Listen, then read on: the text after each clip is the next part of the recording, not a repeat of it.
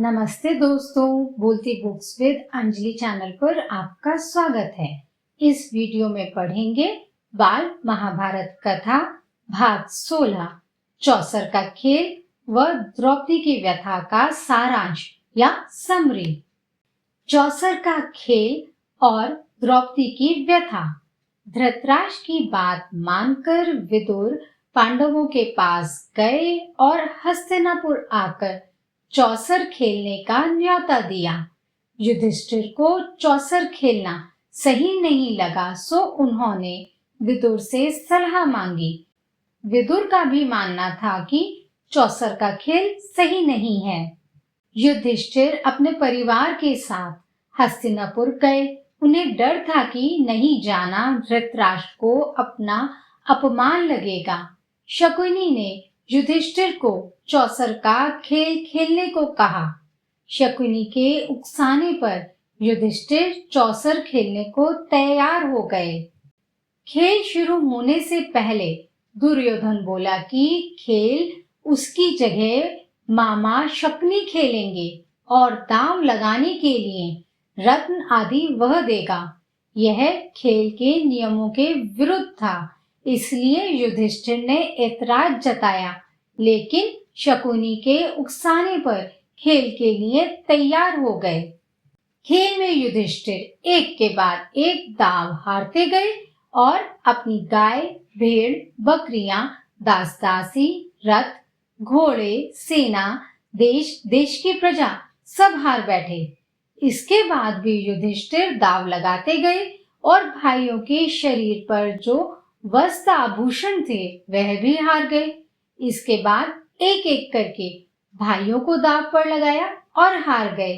युधिष्ठिर स्वयं को भी दांव में हार गए। शकुनी को डर था कि खेल बंद न कर दें।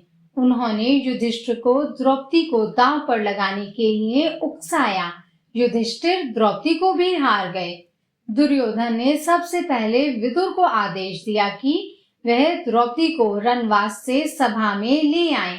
विदुर के नाराज होकर मना करने पर सारथी से द्रौपदी को रनवास से सभा में लाने के लिए कहा। सारथी ने रनवास में जाकर द्रौपदी को बताया कि युधिष्ठिर चौसर के खेल में सब कुछ हार गए हैं। वह अब दुर्योधन के अधीन है और राजा की आज्ञा है। आपको महल में दासी का काम करना है। आप मेरे साथ सभा में चलें। द्रौपदी ने रथवान को वापस सभा में भेजा और युधिष्ठिर से प्रश्न किया, पहले आप अपने को हारे थे या मुझे?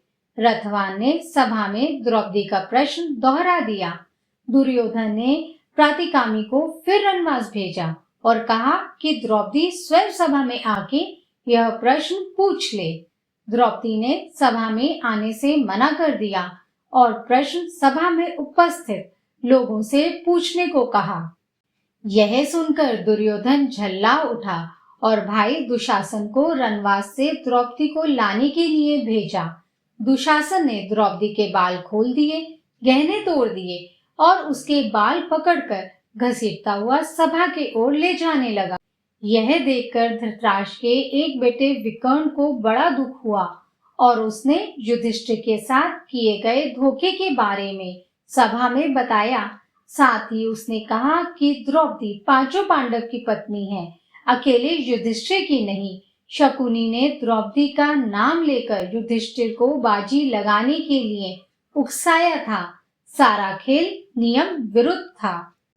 कर्ण विकर्ण की बात से क्रोधित होकर उसको शांत रहने के लिए बोला। दुशासन द्रौपदी के पास गया और उसके वस्त्र खींचने लगा। वह वस्त्र खींचता, वस्त्र बढ़ता ही जाता। अंत में दुशासन थक कर बैठ गया। दुशासन के गलत व्यवहार से क्रोधित होकर भीमसेन ने प्रतिज्ञा ली कि वह जब तक दुशासन की छाती चीर ना देगा संसार को छोड़कर नहीं जाएगा। धृतराष्ट्र समझ गए कि यह सब ठीक नहीं हुआ है और परिणाम विनाशकारी होगा। उन्होंने युधिष्ठिर से दुर्योधन दुशासन के व्यवहार के लिए माफी मांगी और सब धन राज्य आदि लौटा दिया। धृतराष्ट्र की बातें सुनकर द्रौपदी और कुंती सहित सब पांडव इंद्रप्रस्थ लौट गए। पांडवों के जाने के बाद दुशासन तथा शकुनी के उकसाने पर दुर्योधन ने पुनः धृतराष्ट्र से पांडवों को खेल का न्योता भिजवाया।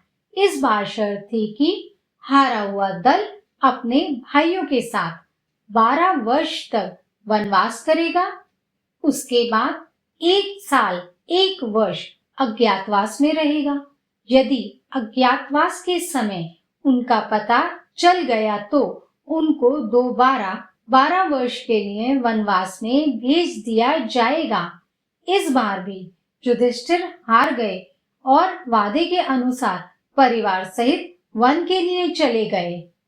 बाल महाभारत कथा भाग 16 का सारांश समाप्त होता है। अगला भाग है धृतराष्ट्र की चिंता।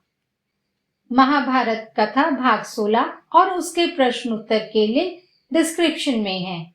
वीडियो देखने के लिए धन्यवाद। Take care, bye bye.